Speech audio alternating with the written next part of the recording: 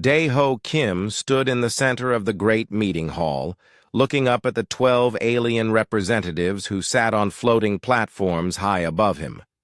Their eyes glowed with different colors, some red, some blue, some green. All of them looked down at him like he was nothing more than an insect. The Vorthak leader spoke first. His voice came through the translation device as cold and final. Human representative, we have made our decision. Your species will leave the planet you call Earth within 10 of your solar cycles. This is not a request. This is a command. Dae-ho felt his heart sink, but he kept his face calm. He had been Earth's top diplomat for 15 years. He knew how to hide his feelings even when the news was terrible. May I ask why the Coalition has made this decision? Humans have lived on Earth for thousands of years. It is our home. Another alien, this one with purple skin and 4 arms, made a sound that the translator turned into laughter. Your home? You primitive creatures have barely learned to travel between stars. Earth contains resources that advanced civilizations need. Your people are in the way. We can share the planet, Dae-ho said, trying to keep hope in his voice. Humans don't use much space. We can work together. The Vorthak leader's red eyes grew brighter. Share? You think we want to share with you? Look around, human. Do you see any other primitive species in this coalition? We are the rulers of this galaxy. You are nothing but animals that learn to speak. Dae-ho clenched his fists, but kept them at his sides. Humans may be young compared to your species, but we are not animals. We have art, music, science, and philosophy. We have feelings and dreams just like you. Feelings and dreams do not matter, said a third alien with a long neck and silver scales. What matters is power and resources. You have neither. Therefore, you must leave. The meeting continued for 3 more hours. Dae-ho tried every argument he could think of. He offered trade agreements, scientific cooperation, and even military service. The aliens rejected everything. They had decided that humans were worthless, and nothing would change their minds. When Dae-ho finally returned to Earth, he went straight to the government building where Admiral Soo-jin Park was waiting for him. Soo-jin had been the head of Earth's defense fleet for 8 years. She was tough and smart, and Dae-ho trusted her more than anyone else. How did it go? Soo-jin asked, though she could see the answer on his face. They want us gone in 10 solar cycles, Dae-ho said, sitting down heavily in his chair. All of us, every human on Earth. Soo-jin was quiet for a moment. Then she asked, Can we fight them? I've seen their fleet, Dae-ho said. They have 12,000 ships. We have maybe 300 that could actually fight in space. Their weapons are centuries ahead of ours. If we fight, they'll destroy us completely. So, we just give up? We just leave our home planet to these aliens who think we're animals? I don't know what else we can do. The next day, Yong-Soo Lee arrived at the meeting. He was the head of Earth's evacuation committee, a group that had been formed just in case something like this ever happened. Yong-Soo was a quiet man who was good at solving impossible problems. How many people can we move in 10 solar cycles? Soo-jin asked him. Yong-Soo looked at his computer tablet. Earth has 9 billion people. We have maybe 2,000 ships that can carry people to other planets. Most of them are small. If we work day and night, we might be able to move 6 billion people. What about the other 3 billion? Dae-ho asked. They'll have to hide or... Yong-Soo didn't finish the sentence, but everyone knew what he meant. That evening, Dae-ho met with Dr. Haewon Choi in her laboratory. Haewon was Earth's top scientist. and she had been working on secret projects for the government for years. Her lab was deep underground, protected by thick walls and security systems. "I heard about the Coalition's ultimatum," Heywan said. "I'm sorry, Daeho. I know you tried your best. Is there anything at all that might help us?" Daeho asked. "Some new weapon or defense system?" Heywan was quiet for a long time. Then she said, "There might be something, but it's very dangerous, and it might not work." "Tell me." "For the past 5 years, I've been studying some very old things we found buried deep in the earth. They're not from any human civilization we know about. They're much older, maybe millions of years old." "What kind of things?" "Machines, or maybe computers. I'm not sure. They use technology that I don't understand, but sometimes, when I run tests on them, they seem to respond, like they're sleeping and starting to wake up." Daeho felt a small spark of hope. "Could these machines help us fight the Coalition?" "I don't know. But if the aliens force all humans to leave Earth, these machines might activate on their own. And if that happens..." Heywan looked worried. "I don't think the Coalition understands what they're dealing with." "What do you mean?" "I mean that humans might not be as primitive as everyone thinks we are. We might have a history that we've forgotten. And if these machines wake up, the aliens might learn something very important about Earth." "What would they learn?" Heywan looked directly at him. "They might learn that forcing humanity to leave Earth is the biggest mistake they could ever make." Over the next few weeks, the news spread across Earth. People were scared and angry. Some wanted to fight, even though they would lose. Others started packing their things, ready to leave the only home humanity had ever known. But in the deep places of the Earth, in caves and tunnels that no human had entered for thousands of years, old machines were starting to hum with quiet energy. They had been waiting for a very long time, and now they were beginning to remember their purpose. Captain Jin Woo Nam looked out the window of his transport ship at the long line of human vessels stretching across space. There were thousands of them: cargo ships, passenger liners, old military vessels, and even small family boats. All of them were leaving Earth, carrying millions of scared and angry people to new homes among the stars. "Captain, we have a problem," said his first officer. "The Coalition patrol ships are demanding that we stop for inspection." Jin Woo felt his jaw tighten. The aliens had promised safe passage for all human refugees, but they kept stopping the ships anyway. Sometimes they took people off the ships. Those people were never seen again. "Tell them we're carrying only civilians and medical supplies," Jin Woo said. "We have nothing they want." 3 Coalition ships moved closer to Jin Woo's vessel. They were sleek and black, with weapons that could destroy his transport ship in seconds. Jin Woo had 800 people on his ship: men, women, children, and elderly refugees who just wanted to find a safe place to live. The alien voice came through the radio. "Human vessel, you will prepare for boarding. Any resistance will result in your destruction." Jin Woo looked at his crew. They were all young people who had volunteered to help with the evacuation. They were scared, but they were also brave.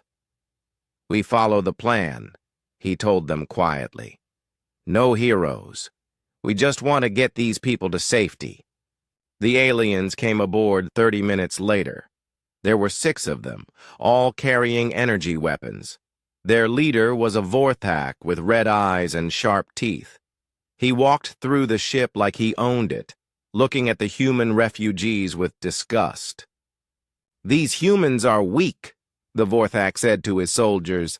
"Look how they cry and shake. They are like frightened animals." An old human woman was holding her granddaughter, trying to keep the child calm. The little girl was maybe 5 years old, and she was crying softly.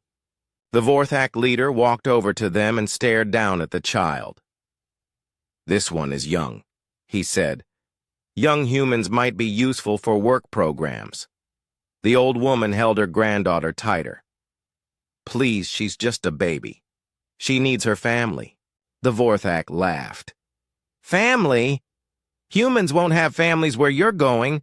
You'll have work assignments and nothing else." Jin Woo stepped forward. "The coalition agreement says that families stay together during evacuation. You're breaking your own rules." The Vorthak turned his red eyes toward Jin Woo. "Rules? The only rule is that your species does what we tell you to do. If you don't like it, we can space you right now and find another ship captain." Jin Woo wanted to fight. Every part of his body wanted to attack this alien who was threatening innocent people. But he had 800 lives depending on him. He had to be smart, not brave.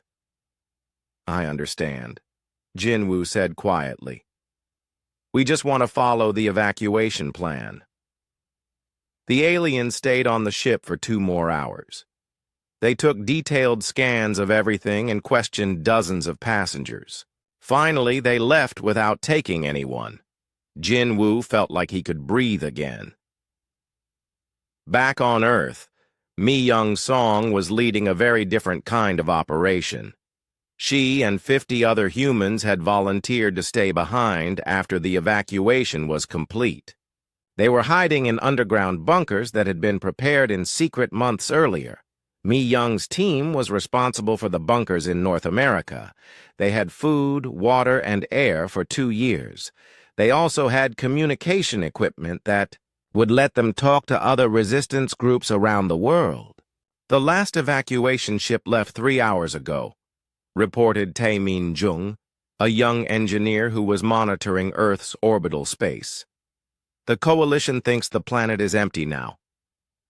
"Good," Mi Young said. "How long before they start their mining operations?" "Maybe a week. They want to make sure all humans are really gone before they bring in their equipment." Mi Young nodded.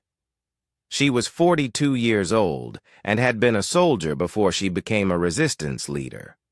She knew that staying on Earth was probably a suicide mission, but somebody had to witness what the aliens did to their home planet. Somebody had to remember. "What about the energy readings?" Mi Young asked. "Are they still getting stronger?" Tae-min looked at his instruments. For the past month, sensors all over Earth had been detecting strange energy patterns. They seemed to be coming from deep underground, from places where no human technology existed. "The readings are definitely stronger," Tae-min said, "and they're spreading. Whatever is causing them, it's waking up all over the planet." In another bunker on the other side of the world, Dr. Yoonji Ko was studying captured alien technology.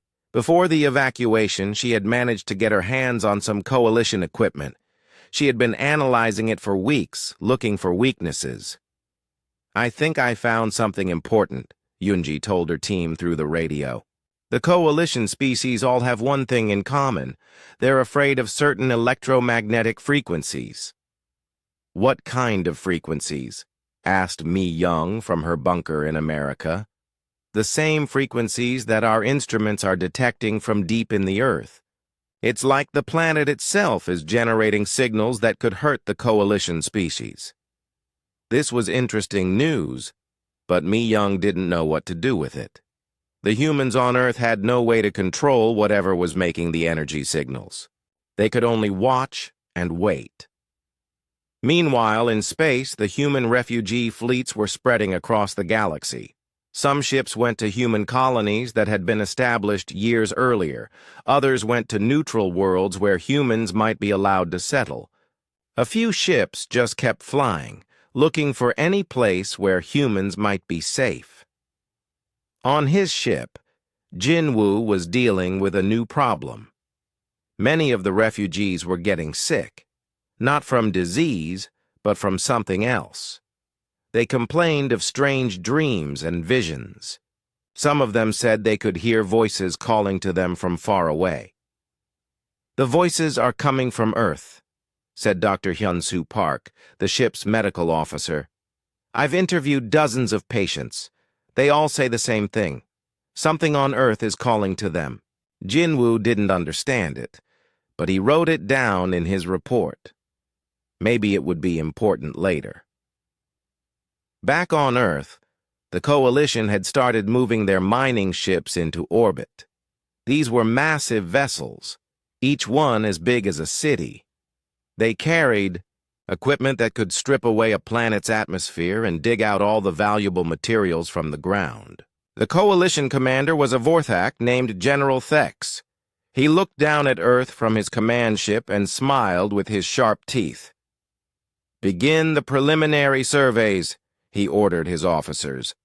"I want to know exactly what resources this planet has, and if you find any humans hiding anywhere, eliminate them immediately." The Coalition had won. Earth was theirs. The primitive human species had been scattered across the galaxy like leaves in the wind. Soon, their home planet would be nothing but empty rock and valuable metals. But deep underground, in caves and tunnels that had been hidden for millions of years, ancient machines were growing brighter. They had been sleeping for a very long time, waiting for the right moment to wake up. That moment was almost here. 3 months had passed since the last human ship left Earth's orbit. Dae-ho Kim stood once again in the Coalition meeting hall, but this time he was not alone. Behind him stood Admiral Soo-jin Park and 50 other human representatives from colonies across the galaxy. They had all come together for one final attempt at peace. The same 12 alien species looked down at them from their floating platforms. General Thex, the Vorthak commander, was also present now.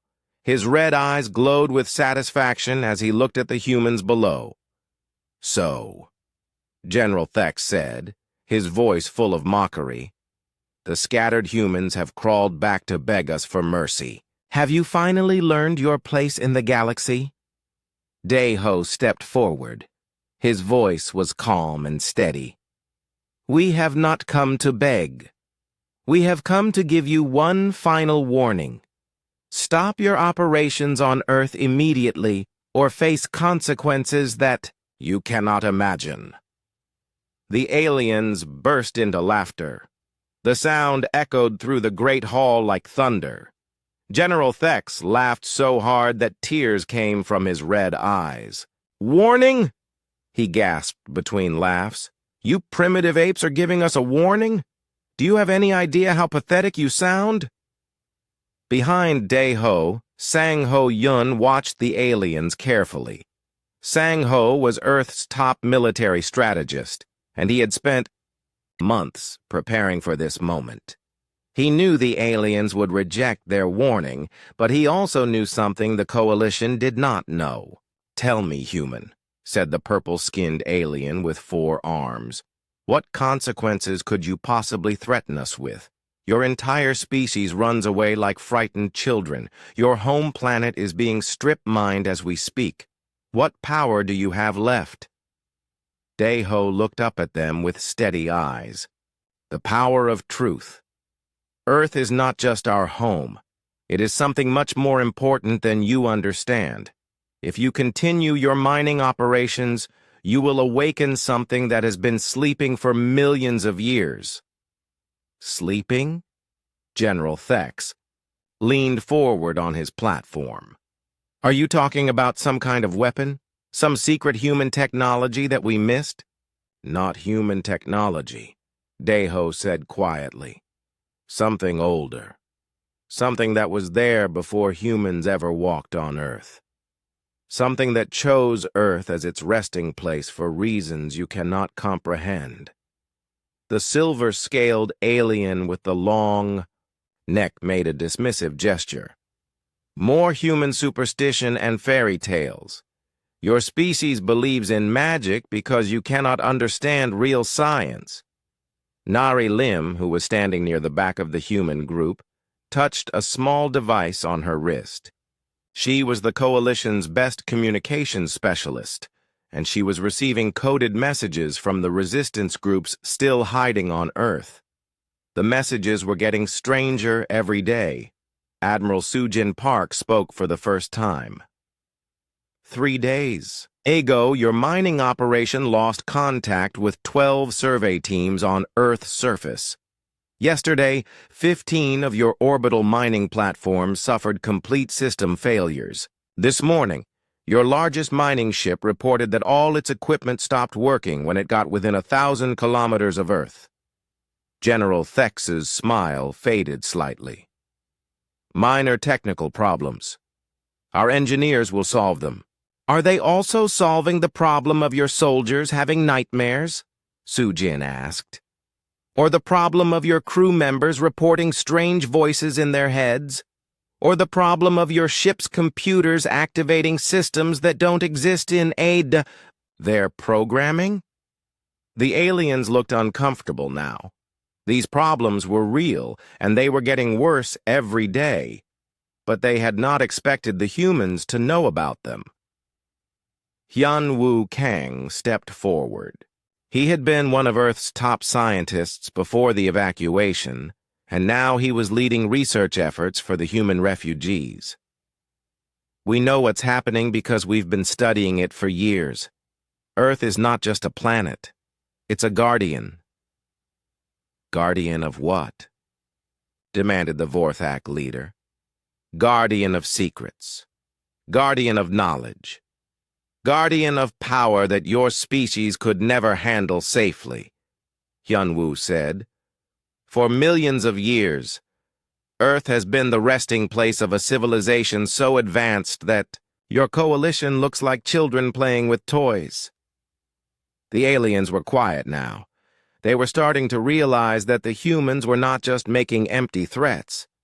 So Young Han, who had been working as a diplomat with non-coalition species, spoke next. We have allies now.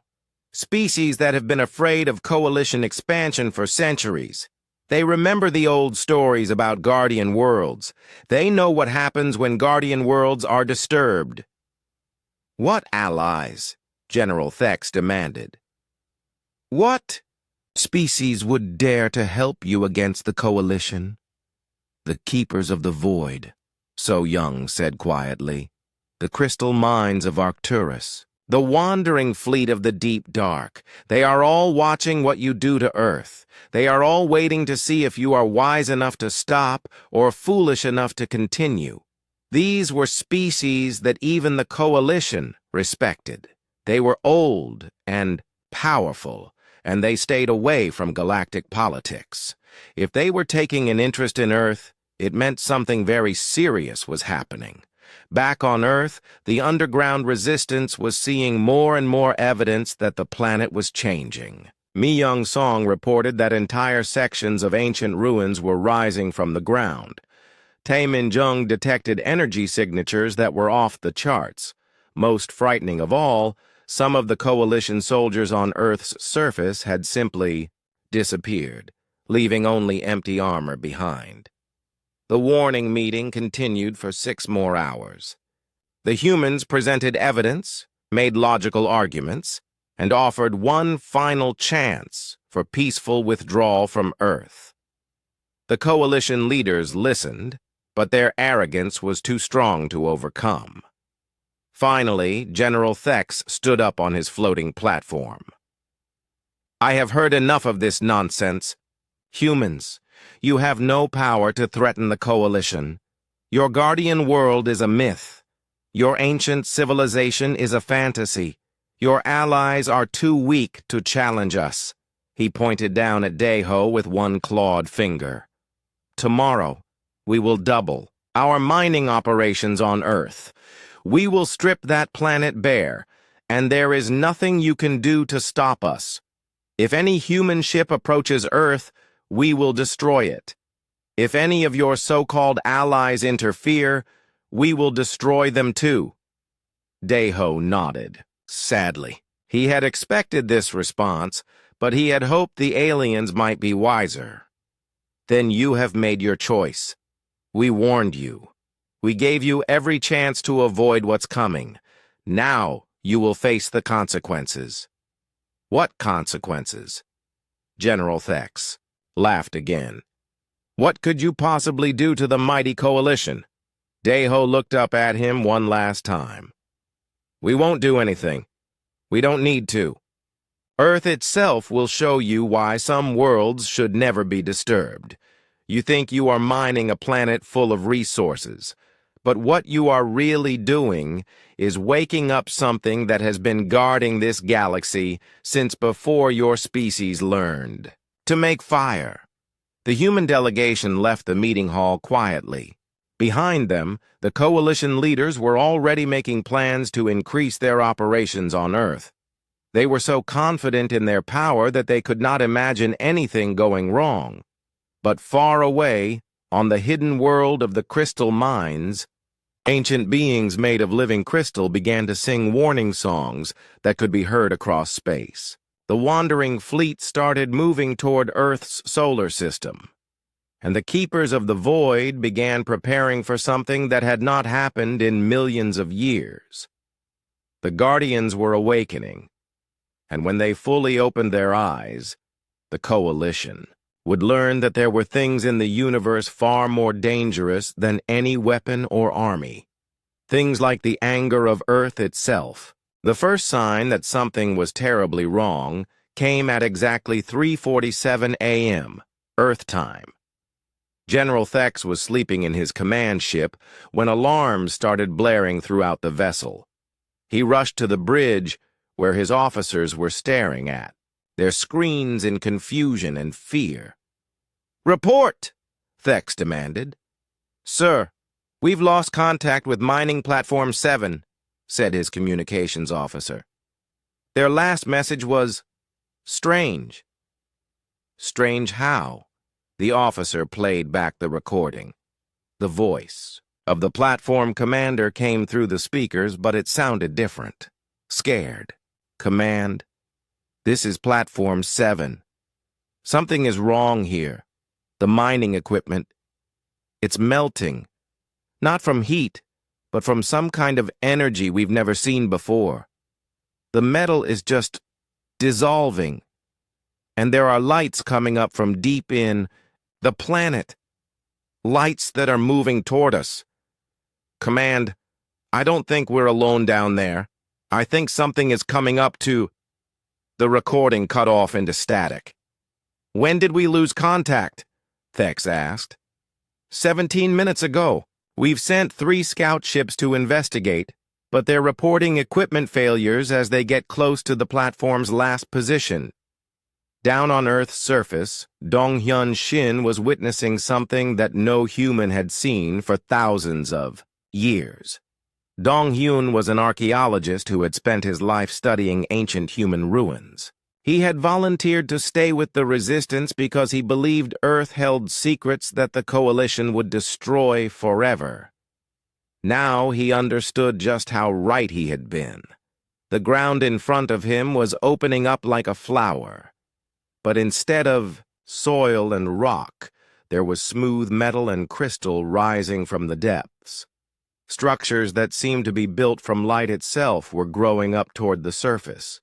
They were beautiful and terrible at the same time, and they were clearly not made by any human civilization that Donghyun knew about. Mi Young, you need to see this, he said into his radio. The ruins I've been studying my whole life. They were just the tiny top pieces of something massive, something that goes down for kilometers underground. In her bunker 300 kilometers away, Mi Young Song was dealing with her own impossible situation. We're seeing it too, Donghyun. There's a whole city rising out of the ocean floor, a city that's bigger than anything humans have ever built. Dr. Yejin Bei was the quantum physicist on Mi Young's team. She had been trying to understand the energy readings coming from deep in the earth for months. Now she was watching her instruments go completely crazy. The energy patterns are off any scale I've ever seen, Ye-Jin reported. But here's the strange part. They're responding to us. When I adjust my equipment, the energy patterns change. To match, it's like they're trying to communicate. Can you communicate back? Mi-young asked. I think so. Give me a few minutes. While Ye-Jin worked with her equipment, Seok-Jin-Oh was having an experience that would have seemed impossible. Just days earlier, Seok-Jin had been one of Earth's guardians, a secret group of humans who had been watching over certain sites around the planet for generations. His family had been doing this job for over 200 years, but they had never understood why. Now, he knew. The ancient structure that his family had been guarding was fully awake. It was a tower made of materials that seemed to shift between metal, crystal, and pure energy. And somehow, Seok-Jin could understand what it wanted. The Guardians are ready, he said into his radio, though he wasn't sure how he knew these words. The defense systems that have slept for millions of years are coming online. Earth is preparing to defend itself. Above the planet, coalition mining operations were falling apart. Massive machines that had been built to strip away entire continents were simply shutting down. Their metal components were dissolving into dust. Their energy systems were being drained by some unknown force. But the coalition had thousands of ships and hundreds of thousands of soldiers. General Thex was not ready to give up. All ships, focus fire on the structures rising from the planet's surface, he ordered. Whatever these things are, we can destroy them with enough firepower. The coalition fleet opened fire with weapons that could crack moons in half. Energy beams and plasma missiles rained down on Earth's surface. For a moment, it seemed like the ancient structures might be destroyed. Then something impossible happened. The weapons stopped working. Not just the coalition weapons. All artificial weapon systems within a light year of Earth simply shut down. Ships found themselves floating helplessly in space. Soldiers discovered that their energy rifles had become nothing more than metal sculptures. What's happening to our ships? Thex demanded. His science officer was studying the readings with growing fear. Sir, something is interfering with all artificial technology. Our computers are being rewritten. Our weapons are being shut down. It's like the planet itself is taking control of our systems. Min-Ah Wu was a tactical analyst who had been working with the human resistance. She had been studying coalition, military capabilities for months, looking for weaknesses. Now she was watching those capabilities disappear in real time. The coalition's entire advantage was their advanced technology, she reported to the other resistance leaders. But whatever is waking up on Earth doesn't just have better technology. It has the power to control all technology. Back in space, the crystal mines of Arcturus had arrived at the edge of Earth's solar system. These were beings made of living crystal who had existed since the galaxy was young. They did not often interfere in the affairs of younger species, but they remembered what Earth really was. Their leader sent a message to General Thex. The message appeared directly in his mind, bypassing all communication equipment. Coalition. Forces, you have awakened something that should have remained sleeping. Earth is not a normal planet. It is a repository of the Ancient Ones, the first intelligent species to rule this galaxy. They went to sleep millions of years ago, but they left guardians to watch over their resting places. You have disturbed their sleep, and now they are waking up. Who are these Ancient Ones? Thex asked, though he was terrified of the answer. They are what humans will become, given enough time. Humans are not a primitive species. They are the children of the Ancient Ones, scattered across the galaxy to grow and learn. When they are ready, they will reclaim what their ancestors left behind. Thex felt ice in his veins. You're saying that that they're connected to this power? More than connected. The Ancient Ones seeded the galaxy with their children, then went to sleep to await their return. Earth is waking up because its children have been threatened. The planet is preparing to defend not just itself, but all of humanity. On Earth's surface, the ancient cities were now fully risen. They stretched across continents, gleaming with technologies that made coalition science look like stone tools. But more importantly, they were inhabited. The beings that emerged from the cities looked human, but they were clearly far more advanced. They moved with perfect grace, their eyes glowed with inner light, and they seemed to command the very elements around them. Dr. Yejin Bei finally managed to establish communication with the awakening systems. The message that came back was simple and terrifying. Children of Earth, we have awakened to defend you. Those who forced you to leave your home will learn the price of threatening our descendants. The galaxy will remember why Earth must never be disturbed. Above the planet, coalition ships began to lose all power. One by one, they went dark and started falling toward Earth's surface. The mighty fleet that had conquered dozens of worlds was being rendered helpless by forces they could not understand or fight. General Thex made one final desperate transmission to the coalition leadership. Send all available fleets to Earth immediately. We're facing something far beyond our capabilities. The humans were right. There are consequences for what we've done. And those consequences are going to destroy us all. But it was already too late. The Ancient Ones were awake, and they were very, very angry. The awakening of Earth's guardians sent shockwaves across the entire galaxy. Coalition fleets stationed at planets hundreds of light years away suddenly found their ships losing power.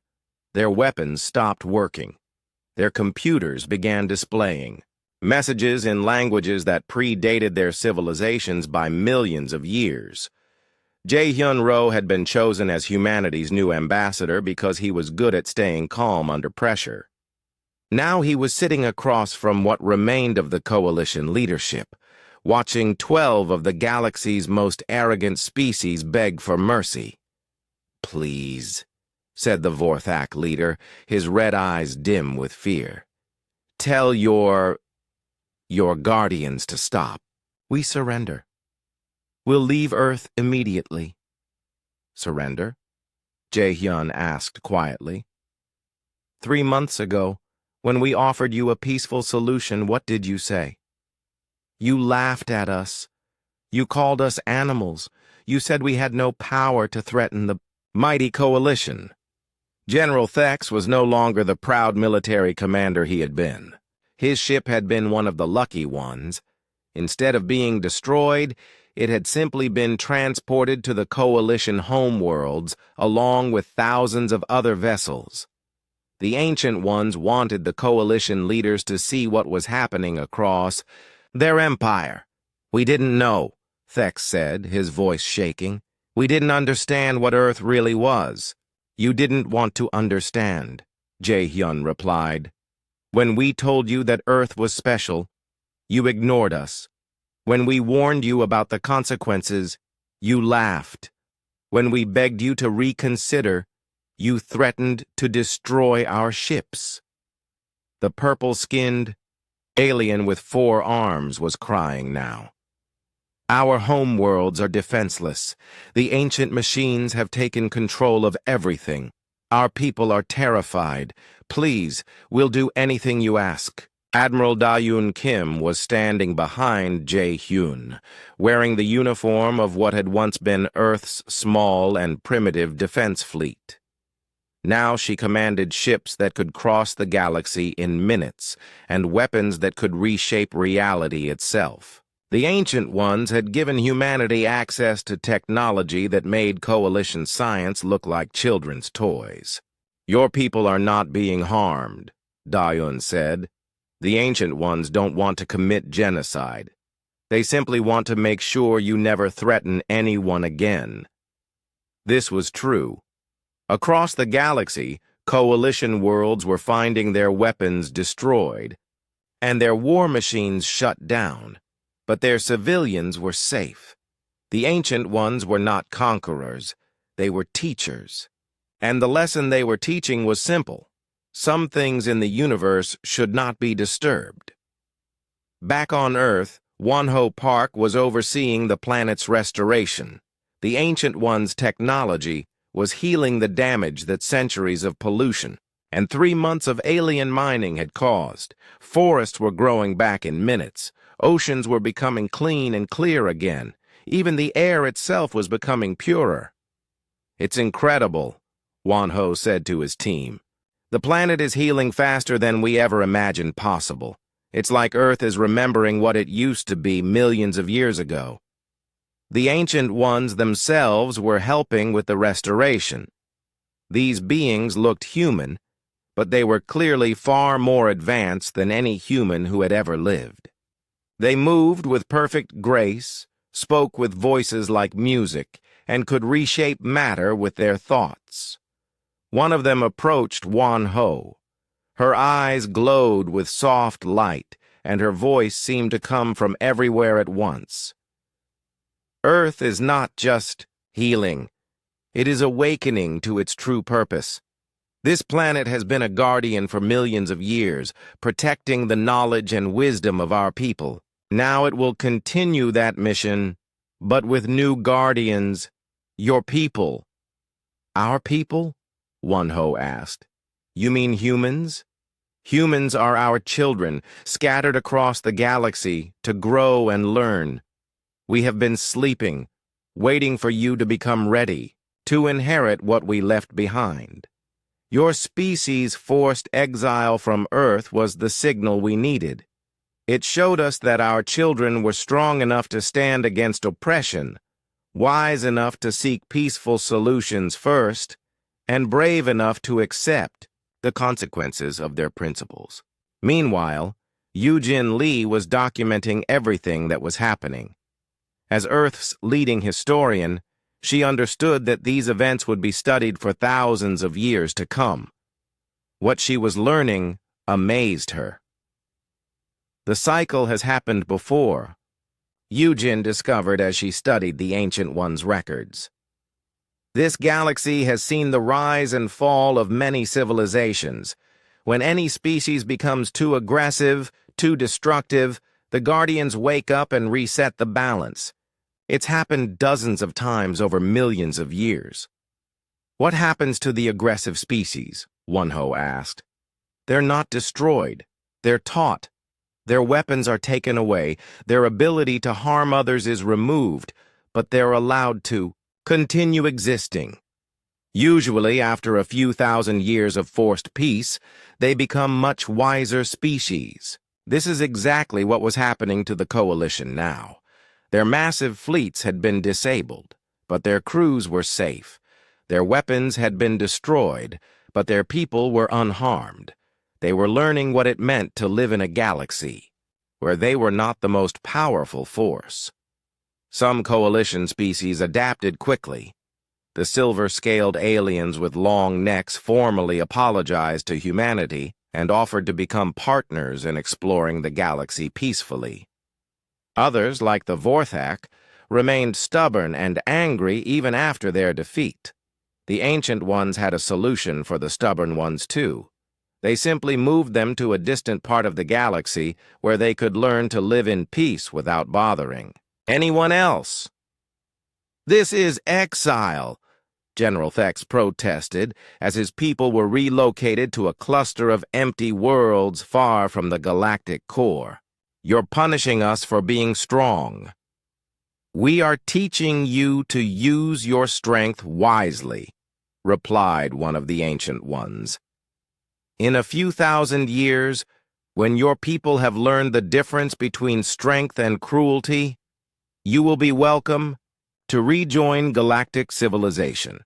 The transformation of human society happened remarkably quickly. With access to ancient technology and the knowledge that they were the inheritors of a galactic civilization, humans began spreading across the galaxy again. But this time, they came not as refugees but as guardians and teachers. Captain Jinwoo, Nam, who had once smuggled refugees away from Earth in an old transport ship, now commanded a vessel that could travel between dimensions. He used his new ship to help other species who were facing oppression or disaster. "It's strange," Jinwoo said to his crew. 6 months ago, we were running away from bullies. Now we're the ones who stop bullies from hurting others. The galaxy was changing in other ways, too. Species that had been enemies for centuries were now working together. Their conflicts ended by the simple knowledge that the Guardians were watching. Trade flourished. Art and science advanced rapidly. Wars became things of the past. But perhaps the most important change was in humanity itself. Knowing that they were the children of the Ancient Ones gave humans a new sense of purpose and responsibility. They understood that they had been chosen not to rule the galaxy, but to protect it. "We are not conquerors," Jae-hyun said in his first speech as humanity's galactic representative. "We are guardians. Our job is not to tell other species how to live, but to make sure that all species have the freedom to choose their own paths." The Ancient Ones watched all of this with satisfaction. After millions of years of sleep, they were pleased to see that their children had grown into beings worthy of their inheritance. "Will you stay awake now?" Dae-ho asked one of them during a visit to Earth. "For a while," the Ancient One replied. "Long enough to make sure our children are ready for their new responsibilities. But eventually, we will sleep again. This galaxy belongs to the younger species now. Our time is ending, and yours is beginning." As the first year of the new galactic order came to an end, humans found themselves in a position they had never imagined. They were not just survivors or refugees. They were the inheritors of the galaxy's oldest and most powerful civilization, and they were determined to use that inheritance wisely. The Coalition's attempt to force humanity from Earth had backfired in the most spectacular way possible. In trying to destroy what they saw as a primitive species, they had awakened the Guardians of the Galaxy and ushered in a new age of peace and prosperity for all. The consequences of their actions would indeed be remembered for millions of years, but not as a tale of conquest and destruction, instead as the story of how humanity came home